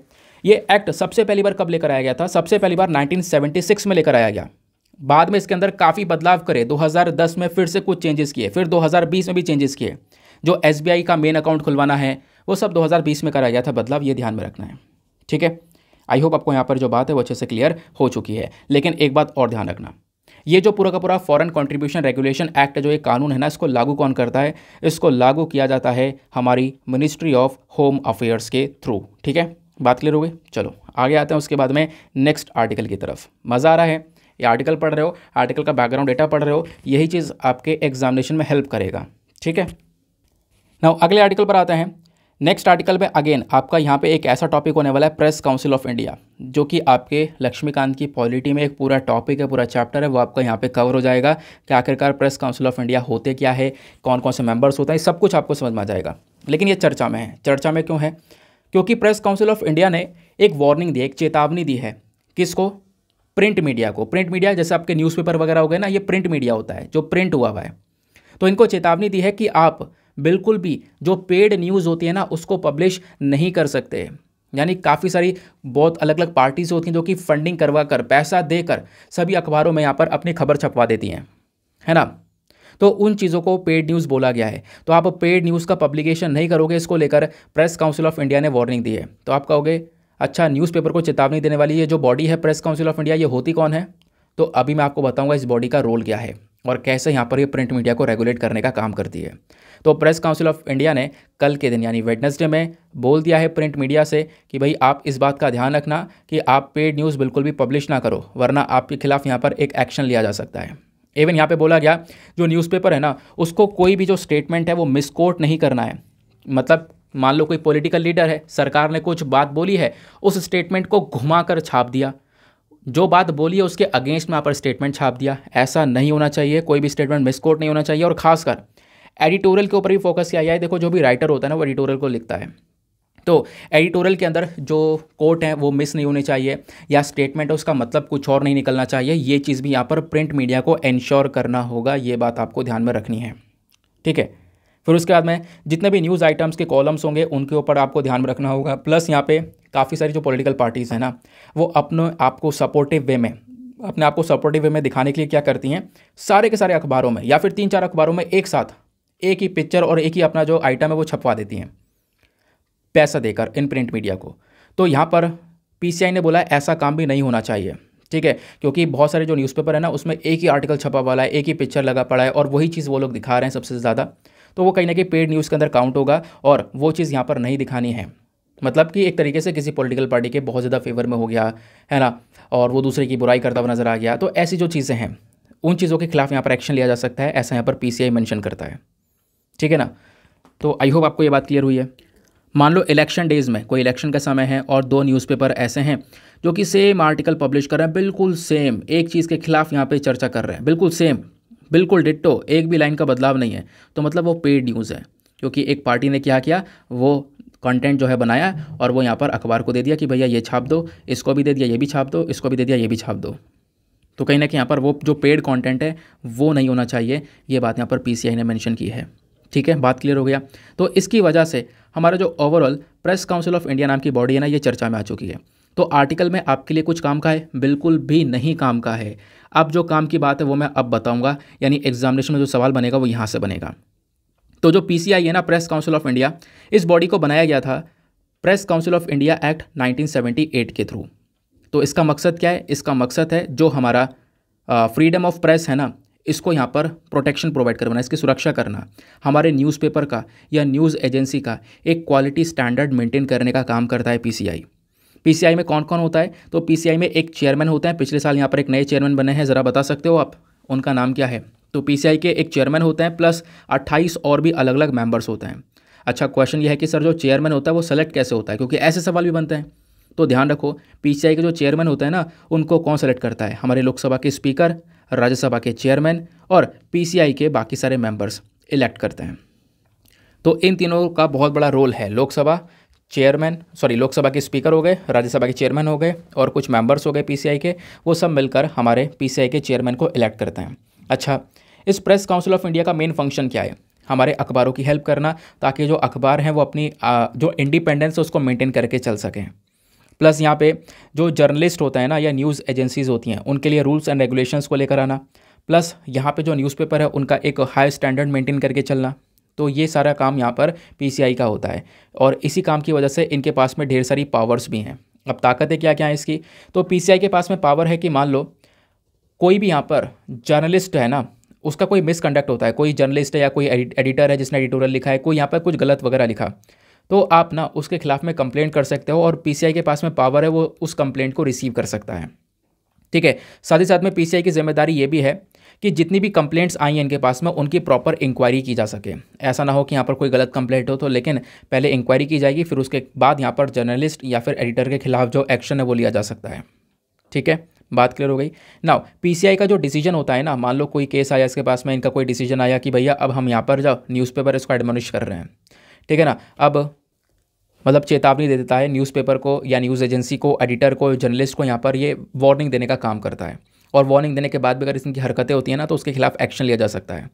तो जो पीसीआई का जितना भी डिसीजन आता है ना वो फाइनल होता है, मतलब जो भी इसने बोल दिया वो फाइनल है, आप उस डिसीजन को लेकर कोर्ट में भी अपील नहीं कर सकते हो, ऐसा यहाँ पर मेंशन किया गया।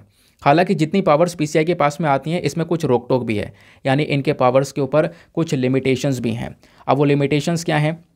तो जो पावर्स होती हैं पीसीआई की वो दो तरीके से रोकी जा सकती हैं। पहली बात तो इनकी पावर सीमित है कहाँ तक कि देखो इनका काम है जो न्यूज़पेपर है ना उनको हैंडल करना, न्यूज़पेपर एजेंसीज़ को देखना, प्लस जो भी गाइडलाइंस जो रूल्स एंड रेगुलेशंस है वो बना तो देते हैं लेकिन लागू करने की पावर्स इनके पास में काफ़ी हद तक सीमित हैं।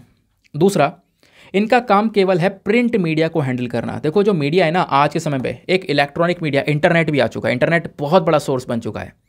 दूसरा होता है प्रिंट मीडिया, यानी कि जो अखबार वगैरह जो छपा हुआ है, तो जो छपा हुआ है ना प्रिंटेड वाला मीडिया है केवल उसी को यहाँ पर ये हैंडल करता है पीसीआई। इनका काम है न्यूज़पेपर, जर्नल, मैगजीन या बाकी प्रिंट मीडिया वाले जो फॉर्म वाले आर्टिकल्स होते हैं इनको हैंडल करने का मेन काम है। इलेक्ट्रॉनिक मीडिया को यहाँ पर देखने का काम नहीं है, इलेक्ट्रॉनिक मीडिया को हैंडल करने की पावर इनके पास में नहीं है। इलेक्ट्रॉनिक मीडिया जैसे टेलीविज़न, रेडियो, इंटरनेट मीडिया, तो उसके लिए यहाँ पर कोई पावर्स इनके पास में नहीं देखने को मिलती है। तो ये है पूरे का पूरा पीसीआई का कॉन्सेप्ट। ठीक है, नेक्स्ट आर्टिकल पर आते हैं। अगला आर्टिकल भी रेलिवेंट होने वाला है, इसको आप जीएस पेपर नंबर 2 हेल्थ के पॉइंट ऑफ व्यू से लिंक कर सकते हो। आप भी सोच रहे होंगे आर्टिकल खत्म नहीं हो रहे हैं, तो मैंने बोला ही था आज आर्टिकल ढेर सारे हैं, चर्चा में हैं, तो कवर करना भी ज़रूरी है। तो ये जो आर्टिकल है बात करता है एक बच्चे की मृत्यु हुई है या फिर काफ़ी सारे बच्चों की अभी मृत्यु हो रही है बंगाल के अंदर में, कोलकाता में, किसकी वजह से? एक वायरस की वजह से। तो एक वायरस का आउटब्रेक हो चुका है, वायरस वो फैल चुका है जिसका नाम है एडिनो वायरस। तो एडिनो वायरस काफ़ी तेज़ी से फैल रहा है जिसका डर लोगों में बैठ चुका है। बहुत सारे बच्चों की डेथ हुई है, 4 बच्चों की यहाँ पर डेथ हो चुकी है उनके रेस्पिरेटरी इन्फेक्शंस की वजह से। तो इस वजह से यहाँ पर हाहाकार मचा हुआ है कोलकाता बंगाल के अंदर में। ठीक है, तो इस वजह से आपको पढ़ना क्या होगा, थोड़ा सा एडिनो वायरस के बारे में पढ़ना होगा कि एग्जैक्टली एडिनो वायरस होता क्या है, क्योंकि एग्जामिनेशन में ऐसे क्वेश्चन भी बनते रहते हैं। ठीक है, तो आर्टिकल में तो कुछ नहीं था बट इसका बैकग्राउंड डेटा काफ़ी रेलिवेंट है। एडिनो वायरस क्या है? देखो आपको ना अलग अलग प्रकार के वायरसेस देखने को मिलते हैं, तो उसी ग्रुप में भी यहाँ पर एक एडिनो वायरस आता है। एडिनो वायरस अगर किसी को हो जाता है ना, ये वायरस का इन्फेक्शन किसी को होता है तो वो इन्फेक्शन हल्का भी हो सकता है और कभी कभी बहुत ही ज़्यादा खतरनाक भी हो सकता है। प्लस एडिनो वायरस की वजह से काफ़ी सारी बीमारियां बॉडी के अंदर पैदा हो सकती हैं, जैसे बुखार होना, जुखाम होना, गले में दर्द होना, है ना, उसके बाद में निमोनिया, आंखें लाल हो जाना, पेट में काफ़ी सारी प्रॉब्लम्स होना। तो ये इन्फेक्शन ये सारी ढेर सारी प्रॉब्लम्स को क्रिएट करने में कह सकते हो सक्षम है। उसके बाद में बोला गया एडिनो वायरस के भी अलग अलग प्रकार होते हैं, जैसे जो अलग अलग प्रकार होता है ना एडिनो वायरस के, उससे यहाँ पर जो लोग हैं वो अफेक्ट हो सकते हैं। और इसी चक्कर में कि ये एडिनो वायरस की वजह से एक इंसान 2-3 बार अफेक्ट हो सकता है, क्योंकि इसकी वैराइटीज़ अलग अलग हैं। एक बार किसी और वैरायटी ने यहाँ पे हमला कर दिया किसी बॉडी के ऊपर में, फिर उसके बाद वो इंसान ठीक हो गया तो दूसरी वैरायटी ने हमला कर दिया। तो मतलब एडिनो वायरस बार बार किसी इंसान को अफेक्ट कर सकता है, क्योंकि इसके अपना ढेर सारी वैराइटीज़ भी हैं। प्लस ये जो इन्फेक्शन है ये पूरे साल चलता रहता है, लेकिन सबसे ज़्यादा ठंडियों के समय में, विंटर के समय पर देखने को मिलता है या अर्ली स्प्रिंग के समय पर देखने को मिलता है। एडिनो वायरस डायरेक्टली आप कह सकते हो जो लोग हैं, कह सकते हो कौन सी उम्र के लोग, सभी उम्र के, चाहे बड़ा हो बच्चा हो, है ना, किसी भी उम्र के लोगों को यहाँ पर ये अफेक्ट कर सकता है। लेकिन खासकर जो बच्चे हैं जिनकी उम्र 5 साल से कम है उनको बुरी तरह से यहाँ पर ये इम्पैक्ट करता है। ज़्यादातर जो एडिनो वायरस इन्फेक्शंस होते हैं वो हल्के होते हैं, लेकिन कहीं ना कहीं कभी कभी आप देखोगे ना कुछ ऐसे लोग होते हैं जिनका इम्यून सिस्टम बहुत कमज़ोर होता है, और जिसका भी इम्यून सिस्टम कमज़ोर है मतलब उसको छोटी से छोटी बीमारी भी ना बहुत बुरी तरह से उसकी हालत ख़राब कर सकती है। तो कहीं ना कहीं यहाँ पर जिनका इम्यून सिस्टम कमज़ोर होता है ना, या किसी को और अलग से बीमारियाँ हैं या दिल से संबंधित कई सारी बीमारियाँ हैं उस व्यक्ति को, तो कहीं ना कहीं यहाँ पर बोला गया कि उस व्यक्ति के लिए और ज़्यादा नुकसानदायक हो जाता है ये एडिनो वायरस। ठीक है, आई होप गाइज आपको ये क्लियर हो चुका है। अब बात आती है यहाँ पर इस वायरस के ट्रांसमिशन मोड की, कैसे ये ट्रांसमिट हो सकता है। तो एडिनो वायरस काफ़ी ज़्यादा कॉन्टेगियस होता है, यानी ये स्प्रेड हो सकते हैं, आराम से फैल सकते हैं। मान लो यहाँ पर एक इंडिविजुअल है ना, जो कि बुरी तरह से इन्फेक्टेड है, जिसको यहाँ पर ये वायरस हो चुका है, इन्फेक्शन हो चुका है, और एक व्यक्ति नॉर्मल है। तो जो नॉर्मल व्यक्ति है इसके साथ में अगर हाथ मिलाता है, इसको टच करता है, तो वो जो वायरस है ना वो दूसरे व्यक्ति में भी ट्रांसफ़र होता हुआ नजर आएगा।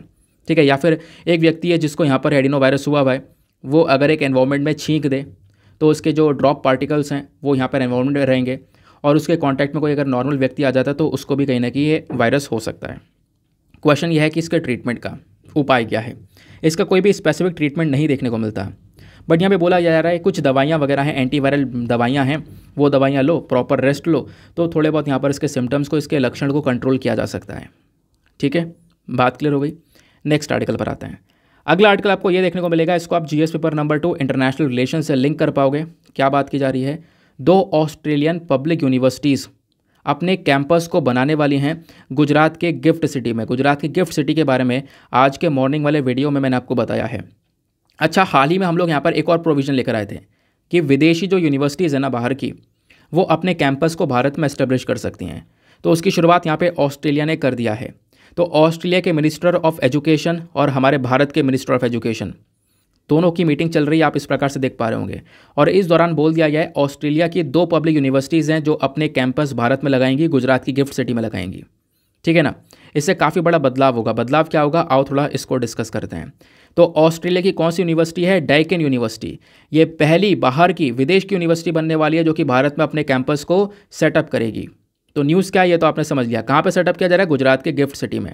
अब बैकग्राउंड डेटा क्या है पहले इसको समझते हैं। देखो, इस साल 2022 की बात है। साल 2022 का जब बजट आ रहा था ना, तो उस समय पर हमारे जो फाइनेंस मिनिस्टर हैं निर्मला सीतारमण जी, उन्होंने यहाँ पर उस स्पीच में बोला कि दुनिया भर की जो बढ़िया क्लास की जो यूनिवर्सिटीज़ हैं ना, इंस्टीट्यूशंस हैं, उनको हम परमिशन देंगे कि वो अपने आकर जो कोर्सेज हैं वो गिफ्ट सिटी में दें।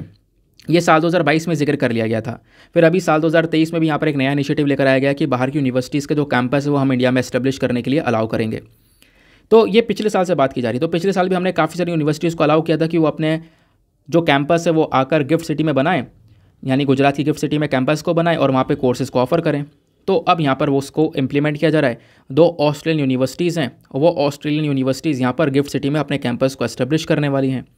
ठीक है, फिर उसके बाद में बोला गया अक्टूबर 2022 में, यानी पिछले साल की बात है, सरकार ने कुछ रेगुलेशंस को यहाँ पे बताया था कि भैया ये कानून है क्या, ये रूल्स एंड रेगुलेशंस है जिसको आपको फॉलो करना है और इसको फॉलो करते हुए अपनी यूनिवर्सिटी को इंडिया में सेटअप कर लेना है, अपने कैंपस गिफ्ट सिटी में सेटअप कर लेना है। और जो भी रेगुलेशंस आए थे ना, उन रेगुलेशंस को किसने फ्रेम किया था, उसको फ्रेम करने वाली एक बॉडी है जिसका नाम है international foreign service authority, international foreign service centre authority, यानी IFSCA के नाम से हम लोग जानते हैं। तो इसने यहाँ पर क्या किया, इसने यहाँ पे सारे रूल्स एंड रेगुलेशंस को फ्रेम किया था। इसका जो बॉडी का हेडक्वार्टर है ना, वो कहाँ पर है, वो गिफ्ट सिटी में ही हेडक्वार्टर है। ये IFSCA एक स्टैचुरी बॉडी है। स्टैचुरी बॉडी एक एक्ट के माध्यम से बनाई गई है। उस एक्ट का नाम है international financial service centre authority act 2019। ठीक है, फिर ऐसा ही एक प्रोविज़न हम अभी जनवरी में लेकर आ चुके हैं। जनवरी 2023 की बात है। हमारी जो UGC है ना, यूनिवर्सिटी ग्रांट कमीशन, इसके जो चीफ हैं M जगदेश कुमार, इन्होंने एक अनाउंसमेंट किया कि जो फॉरेन यूनिवर्सिटीज़ हैं वो अपने कैंपस को भारत में लगा सकती हैं, अपने जो कोर्सेज है वो यहाँ पे पढ़ा सकती हैं, और जो इंडिया में लोग हैं वो यहाँ पर उन कोर्सेज़ को पढ़ सकते हैं। उससे बहुत सारा उनको फ़ायदा होगा। प्लस यहाँ पे जो डिग्रीज़ वगैरह हैं वो फॉरेन यूनिवर्सिटीज़ वाली जो वैल्यू वाली डिग्रीज़ है वो यहाँ पे हमें मिल सकेंगी। ये हमने पिछले साल किया था। ठीक है, तो यहाँ पर बोला गया। प्लस बोला ये जा रहा है कि जो फॉरेन यूनिवर्सिटीज़ आएंगी ना, इनके ऊपर हम ज़्यादा कंट्रोल करेंगे नहीं। ये अपने हिसाब से चीज़ों को थोड़ा बहुत मैनेज कर सकती हैं। इनको पैसा भेजना है अपनी बड़ी यूनिवर्सिटी को, क्योंकि उसी का कैंपस ये बनाएंगे, तो अपनी बड़ी यूनिवर्सिटी में वो क्या पैसा भेज सकते हैं बिना किसी रिस्ट्रिक्शन के। तो ज़्यादा कोई प्रॉब्लम्स यहाँ पर आएंगे नहीं। बट यहाँ पर जो ये डिग्री देंगे ना, उस डिग्री की वैल्यू वैसी होगी जो इनकी मेन यूनिवर्सिटी है ना उस देश में, जैसी वैल्यू उस डिग्री की होगी वैसी वैल्यू इस डिग्री की होगी। ठीक है, बात क्लियर हो गई। आगे आते हैं। फिर क्वेश्चन यहाँ पर यह है कि आखिरकार ऐसा क्यों कर रहे हैं हम, बाहर की जो फॉरेन यूनिवर्सिटीज़ हैं इनसे क्यों बोल रहे हैं कि आप इंडिया में आकर अपने कैंपस को सेटअप करो। क्या इंडिया की यूनिवर्सिटी इतनी अच्छी नहीं है? तो ऐसा नहीं है। देखो, इंडिया की यूनिवर्सिटीज़ भी काफ़ी अच्छी देखने को मिलती हैं। जो वर्ल्ड रैंकिंग आती है वहाँ पे कई सारी यूनिवर्सिटीज़ भारत की आपको देखने को मिलेंगी। बट प्रॉब्लम यहाँ पर यह है कि भारत से कई सारे जो बच्चे हैं ना वो विदेश में जाते हैं पढ़ाई करने के लिए। UGC के जो चीफ उन्होंने ये बोला कि साल 2022 में लगभग 4.5 लाख यानी 4.5 लाख के आसपास जो इंडियन स्टूडेंट्स हैं वो विदेश गए अपनी पढ़ाई करने के लिए। और जब विदेश गए पढ़ाई करने के लिए तो पैसा खर्चा बहुत सारा। कितना पैसा खर्चा? 28 से लेकर 30 बिलियन US डॉलर्स पैसा हमारे देश से बाहर गया था विदेशों में। तो अब क्या कर रहे हैं हम, फॉरेन यूनिवर्सिटीज़ को बोल रहे हैं कि भाई अपना कैंपस आप इंडिया में लगा लो। कैंपस इंडिया में लगाने से क्या होगा, जो ये पैसा इंडिया से बाहर जा रहा है ना वो इंडिया के अंदर ही पैसा रहेगा। एक अच्छी क्वालिटी एजुकेशन भी मिलेगी, प्लस उनके पास में जो सारी पावर्स हैं इन यूनिवर्सिटीज़ के पास में वो हम लोग इनको दिए रहेंगे। ठीक है, तो ये चीज़ आपको देखने को मिल जाती है। नेक्स्ट आर्टिकल पर आते हैं ना, फाइनली आते हैं एडिटोरियल डिस्कशन पर। तो आज का एडिटोरियल ना बहुत ज़्यादा इंपॉर्टेंट होने वाला है और काफ़ी सारे लोगों को यहाँ पे कन्फ्यूजन हो चुका है विंडसर फ्रेमवर्क को लेकर। और मुझे भी यहाँ पर पर्सनली काफ़ी सारे लोगों ने मैसेज किया, कल ही मैसेज किया कि सर विंडसर फ्रेमवर्क क्या है, समझ में नहीं आ रहा है, बता दीजिए क्या है। तो आज आर्टिकल आ चुका है, एक लंबा चौड़ा पूरे पेज पर कंप्लीटेड एक आर्टिकल है। तो मैं आपको काफ़ी सिंपल शब्दों में समझा दूंगा कि विंडसर फ्रेमवर्क क्या है, कैसे काम करेगा, पूरा ब्रेक्जिट वाला इशू क्या है वो भी आपको समझ में आएगा। लेकिन आपको पता है हमेशा एडिटोरियल डिस्कशन से पहले हम एक मेंस का क्वेश्चन लेते हैं।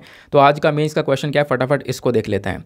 कल मैंने आपको जीडीपी के बारे में पढ़ाया था, याद होगा कि जो जीडीपी है वो किस प्रकार से यहाँ पर हमारी डाउन हो चुकी है इस बार, वो मैंने आपको समझाया था। तो उसके रेफरेंस में यहाँ पर आपसे एक क्वेश्चन पूछा गया है। क्वेश्चन यह है, despite the fact that India has 5th largest GDP in the world. देखो ये जो फैक्ट है ना कि भारत दुनिया में 5वीं सबसे बड़ी इकोनॉमी है, सबसे बड़ी जीडीपी भारत की है 5वें नंबर पर, ठीक है।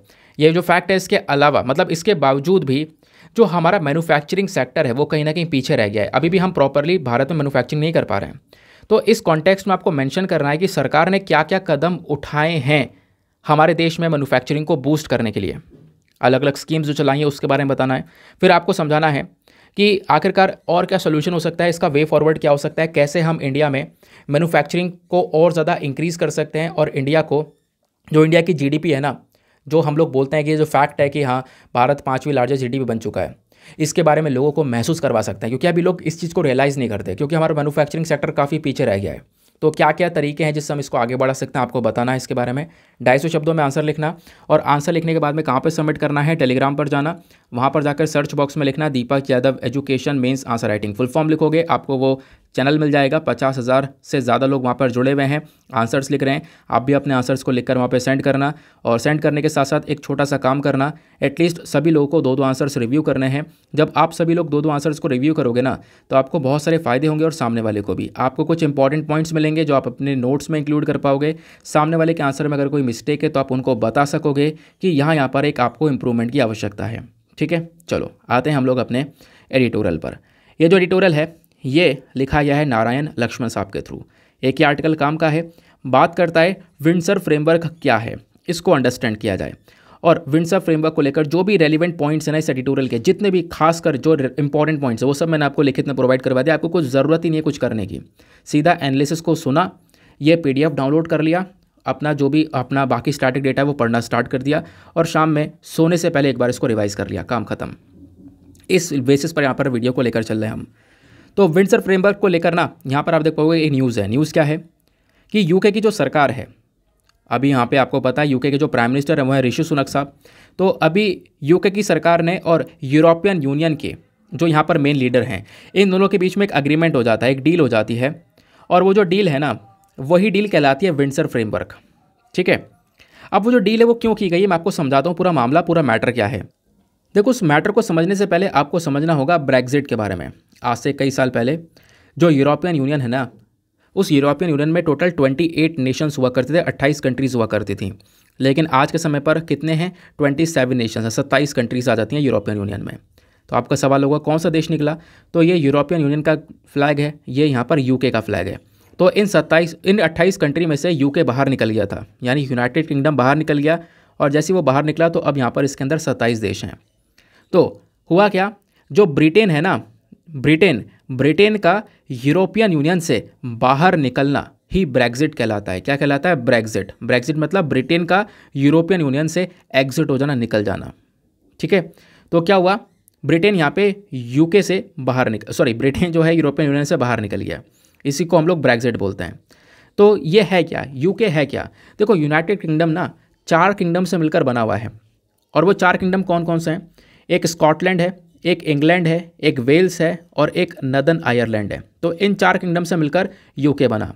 अब जब यूके बाहर निकला इस पूरे यूरोपियन यूनियन से, पूरा यहाँ पे यूरोपियन यूनियन है, तो इसमें क्या होगा कि आप देखोगे जो नदर्न आयरलैंड वाला रीजन है ना, ये भी यहाँ से बाहर निकल गया होगा यूरोपियन यूनियन से, है ना। लेकिन आप देखोगे कि जो आयरलैंड है पूरा आयरलैंड आज के समय पर एक यूरोपियन यूनियन का ही देश है, यूरोपियन यूनियन का ही हिस्सा है, ठीक है। और आयरलैंड में जस्ट ऊपर नदर्न आयरलैंड आता है, आयरलैंड में एक नदर्न आयरलैंड आता है, जबकि नदर्न आयरलैंड एक अलग पोर्शन है जो कि यूके के कंट्रोल में आ जाता है। लेकिन हुआ यहाँ पर ये कि जब ब्रेक्जिट हुआ, जब यूके यूरोपियन यूनियन से अलग हो गया ना, तो होना तो नदर्न आयरलैंड को भी अलग था। पेपर वाइज अगर आप देखोगे, पेपर के काम में, पेपर वर्क में तो नदर्न आयरलैंड अलग हो गया है यूरोपियन यूनियन से, लेकिन रियलिटी में आप देखोगे तो कहीं ना कहीं अभी भी नदर्न आयरलैंड कहीं ना कहीं यूरोपियन यूनियन का हिस्सा देखने को मिल रहा है। कहीं ना कहीं यूरोपियन यूनियन के साथ में नदर्न आयरलैंड में प्रॉपरली व्यापार चल रहा था। और इसी मैटर को टैकल करने के लिए पता है क्या हुआ, नदर्न आयरलैंड प्रोटोकॉल को बनाया गया। तो आज से कई समय पहले लगभग नदर्न आयरलैंड प्रोटोकॉल, जब बोरिस जॉनसन हुआ करते थे ना यूके के प्राइम मिनिस्टर, तो उन्होंने सोचा यार मैटर तो काफ़ी बेकार होता जा रहा है, ठीक है, नदन आइलैंड हमारे पास होने के बावजूद भी व्यापार चल रहा है यहाँ पर, तो कहीं ना कहीं हमें इन चीज़ों को हैंडल करना होगा। और उसको हैंडल करने के लिए क्या करा, नदन प्रोटोकॉल लेकर आ गए, नदन आइलैंड प्रोटोकॉल लेकर आ गए। यहाँ पे कुछ रूल्स एंड रेगुलेशंस लेकर आ गए। देखो अब रूल्स एंड रेगुलेशंस का क्या कहना था मैं आपको समझाता हूँ। देखो मैटर पता है क्या हुआ, इस प्रोटोकॉल को लेकर काफ़ी विवाद भी चला, लोगों ने यहाँ पे प्रोटेस्ट किया कि भैया इस प्रोटोकॉल को हटाया जाए। क्या कर दिया बोरिस जॉनसन ने क्या कर दिया, है ना। तो इसको लेकर काफ़ी सारा यहाँ पर जो मैटर है वो उठता हुआ नजर आया था। अच्छा हुआ क्या था, देखो यहाँ पर ये बोला गया कि जो हमारा पूरा यूके है ना, वो भले ही यहाँ पर यूरोपियन यूनियन से बाहर निकल गया हो, लेकिन अब बाहर निकल गया तो व्यापार वगैरह में काफ़ी सारे सैंक्शंस लगे पड़े हैं, है ना, व्यापार वगैरह प्रॉपरली हो नहीं पा रहा है। लेकिन यहाँ पे मैंने बोला ये नदन आइलैंड है और नीचे आपको आयरलैंड देखने को मिलेगा। यहाँ पे कोई प्रॉपर बॉर्डर नहीं है, लेकिन ये जो टेरिटरी है ये यूके के कंट्रोल में आ रही है, तो इनके बीच में व्यापार चल रहा था। तो जो व्यापार चल रहा था ना, इसी व्यापार को नदन प्रोटोकॉल के अंदर में अलाउ कर दिया गया। इसी व्यापार को बोला गया ठीक है आप व्यापार कर सकते हो, व्यापार को अलाउ कर दिया गया, आप ऐसा कह सकते हो। अब व्यापार को जब अलाउ कर दिया गया ना, तो इस टेरिटरी में, इस नदन आइलैंड वाले हिस्से में क्या हुआ, यूरोपियन यूनियन के जो रूल्स एंड रेगुलेशंस है वो लागू होने लगे। और पता है क्या होने लगा, जो ये हमारा यूके के बाकी सारे किंगडम है ना, इंग्लैंड, वेल्स, स्कॉटलैंड, जो ये बाकी सारे किंगडम है, यहाँ से जो सामान नदन आइलैंड में आता था, जो भी सामान समुद्र के माध्यम से नदन आइलैंड में आता था, इसके ऊपर यूरोपियन यूनियन रोक लगाने की बात करता था। क्या करता था कि भाई जो भी सामान यहाँ से आ रहा है बाकी सारे किंगडम से, क्योंकि है तो यहाँ पर ये भी यूके का ही हिस्सा, अब आप कह सकते हो कुछ हिस्सा यूके का ये है, कुछ हिस्सा, एक हिस्सा यहाँ पर ये है, 4 किंगडम है, ये 3 किंगडम यहाँ है, 1 किंगडम यहाँ है। तो ये लोग यहाँ पे अगर कोई सामान भेजते थे ना, कोई खाने पीने का सामान या कोई दवाइयाँ वगैरह भेजते थे, तो यूरोपियन यूनियन के रूल्स के हिसाब से उस सामान को बीच में समुद्र में ही रोक लिया जाता था। समुद्र में ही रोकने के बाद में पहले उसकी चेकिंग की जाती थी, फिर उसके बाद यहाँ पे अलाउ किया जाता था।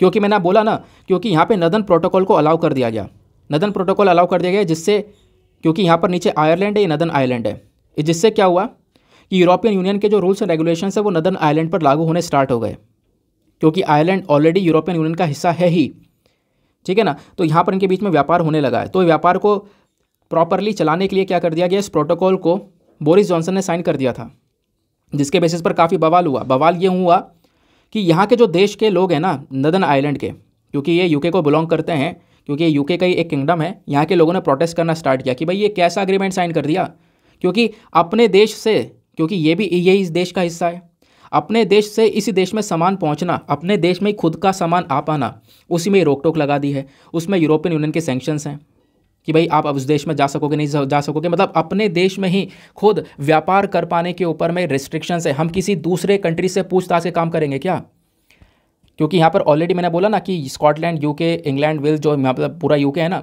यहाँ से कोई सामान अगर नदन आइलैंड में जाना है तो इसके लिए बीच में यहाँ पे परमिशन लेनी पड़ेगी, किससे, यूरोपियन यूनियन से। यूरोपियन यूनियन का ही हिस्सा यहाँ पर आयरलैंड भी है। आयरिश सी में यहाँ पर ही सामान रोक दिया जाता है, पहले चेकिंग की जाती है, उसके बाद अलाउ किया जाता है। लोगों ने प्रोटेस्ट करना स्टार्ट किया, क्योंकि हो क्या रहा था, बीच में सामान को लंबे समय तक पानी में खड़ा रहने दिया, जिससे यहाँ पे खाने का अकाल पड़ गया, नदन आइलैंड में प्रॉपरली फूड नहीं पहुँचा। लोगों ने प्रोटेस्ट करना स्टार्ट किया कि भाई नॉर्दर्न प्रोटोकॉल की वजह से हमारे पास में खाना नहीं आ पा रहा है, और अपने ही देश में व्यापार करने में इतनी सारी रोक टोक, अपने ही देश में रोक टोक, हमें अपने देश में इधर से उधर जाने में किसी से परमिशन लेनी पड़ेगी। इस चक्कर में लोग नाराज़ हो गए। तो ये नदन आइलैंड प्रोटोकॉल काफ़ी खतरनाक साबित हुआ, और इसी प्रोटोकॉल को अब हटा दिया गया है, इसी प्रोटोकॉल को रिप्लेस कर दिया गया है। और रिप्लेस करके क्या बनाया गया, रिप्लेस करके एक नया फ्रेमवर्क आ चुका है, नया रूल आ चुका है, जिसको बोलते हैं हम लोग विंडसर फ्रेमवर्क। ठीक है, ये एक नया रूल है। अब ये नया रूल कैसे काम करेगा आपको मैं समझाता हूँ।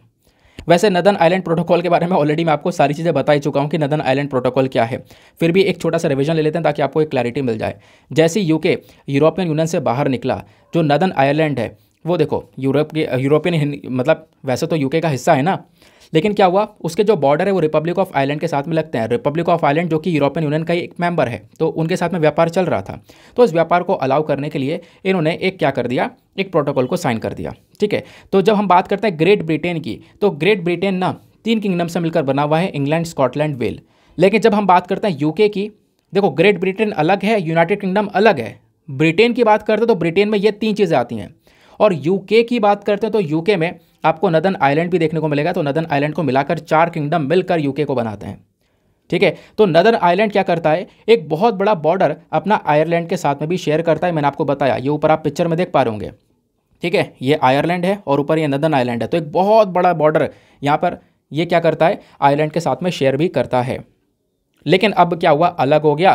तो अलग होने के बाद में बोला गया कि भैया बहुत सारे जो रूल्स एंड रेगुलेशंस है वो लगाए जा रहे हैं, नदर्न आयरलैंड में प्रॉपरली सामान नहीं पहुंचा पा रहा है ना, आप ऐसा कह सकते हो। अच्छा, क्वेश्चन यहाँ पर यह है कि ये देश तो वैसे एक ही होना चाहिए था, ये आयरलैंड नदर्न आयरलैंड अलग कैसे हो गए? इसके पीछे का पूरा एक कॉन्फ्लिक्ट है।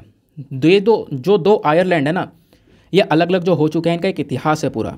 तो वैसे यहाँ पर इन दोनों के बीच में एक शांति को बनाया गया, शांति को मेंटेन किया गया। 1998 में शांति बनाई गई थी एक एग्रीमेंट के माध्यम से, जिसका नाम है बेलफास्ट एग्रीमेंट। इसको हम गुड फ्राइडे एग्रीमेंट के नाम से भी जानते हैं। तो ये एक ओपन बॉर्डर देखने को मिल जाएगा दोनों देशों के बीच में। तो एक बिल्कुल खुला बॉर्डर है जहाँ पे व्यापार होता है, ठीक है, ऐसा आप कह सकते हो। तो अब इस चीज़ को ध्यान में रखते हुए क्या किया गया था कि भैया इसमें व्यापार होता रहे, आराम से यहाँ से सामान वहाँ से सामान पहुँचता रहे। इसके लिए नदर्न प्रोटोकॉल को साइन कर दिया गया था 2020 में यूके के प्राइम मिनिस्टर बोरिस जॉनसन के थ्रू। बट अभी इसी को लेकर बवाल चला कि भैया यूके से मान लो कोई सामान पहुंचना है नदर्न आयरलैंड में, तो उसके ऊपर यूरोपियन यूनियन रोक लगा देता है, सामान नहीं जा पा रहा है क्योंकि यहाँ पे यूरोपियन यूनियन के हिसाब से काम चल रहा है। तो इस वजह से यहाँ पर लोगों ने प्रोटेस्ट किया। उन्होंने बोला कि देखो हम भाई यूके का हिस्सा हैं, तो यहाँ पे अपने ही देश में सामान को इधर से उधर करने में इतनी सारी प्रॉब्लम्स होंगी, तो हम इस चक्कर में क्या करेंगे, इस चक्कर में प्रोटेस्ट किया गया। और प्रोटेस्ट करने के बाद में क्या कह सकते हो आप, इस प्रोटोकॉल को हटाकर एक नई चीज़ लेकर आ गए जिसका नाम है विंडसर फ्रेमवर्क। तो विंडसर फ्रेमवर्क में क्या बोला गया, विंडसर फ्रेमवर्क में बोला गया कि सर देखो अभी भी यहाँ पर ना क्या होगा, व्यापार आप कर सकते हो, ठीक है, लेकिन आपको 2 लाइन अलग से मेंटेन करनी होगी। पहले क्या होता था, डायरेक्टली यहाँ पर यूके से जो भी सामान निकल कर जा रहा है, डायरेक्टली यहाँ पर यूनाइटेड किंगडम से जो भी सामान निकल कर जा रहा है ना, वो नॉर्दर्न आयरलैंड में जो पहुँचाना था हमें, उसके ऊपर काफ़ी रोक टोक लगती थी। लेकिन अब यहाँ पे बोला गया है नए वाले रूल्स में कि अब इतनी रोक टोक नहीं लगेगी, हम 2 हिस्सों में डिवाइड कर देंगे, एक बना देंगे ग्रीन लेन और एक बना देंगे रेड लेन। अब इसका मतलब क्या होगा, एक रास्ता तो वो होगा जहाँ पे हम अपने देश में डायरेक्ट सामान भेजेंगे, इस पर कोई रोक टोक नहीं होगी, कोई पेपर वर्क नहीं होगा, आराम से जैसे पहले रोक टोक लग रही थी ना नदर्न प्रोटोकॉल की वजह से, अब कोई रोक टोक नहीं होगी। इस रास्ते से सीधा सामान यहाँ पे जाएगा, क्योंकि हमारा ही देश है ना, तो मतलब हमारा ही देश का हिस्सा है, तो हम सीधा सामान भेजेंगे, उसमें कोई प्रॉब्लम नहीं होनी चाहिए। यहाँ के लोग भी खुश, ये भी खुश कि सही है, हमारे पास सीधा सामान आएगा। लेकिन उन्हें बोला इसके साथ साथ हम एक रेड लेन बना देंगे, यानी आपकी बात मानने के लिए कोई यूरोपियन यूनियन चाहता है कि हमारे हिसाब से काम चले, तो आपकी बात मानने के लिए एक रेड लेन बना देंगे। रेड लेन का मतलब है जो सामान आपके पास में आना होगा, क्योंकि ऑब्वियस ही बात है यूके से सामान यहाँ पे जाता था और यहाँ से फिर यहाँ पहुँचता था, क्योंकि एक ओपन बॉर्डर है।